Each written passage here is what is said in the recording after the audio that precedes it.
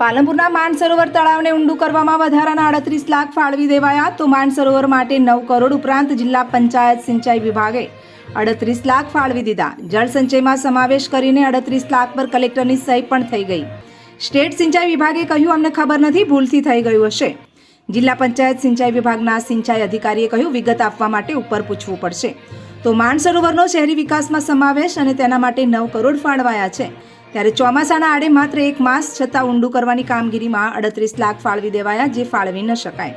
તળાવ ઊંડા કરવાની કામગીરી અને ચેકડેમમાં મોટું માટી કૌભાંડની આશંકાઓ. તો ભ્રષ્ટાચારની આશંકાએ સરકારે ચેકડેમ અને પાળા બાંધવાની કામગીરી પર રોક લગાવી દીધી છે.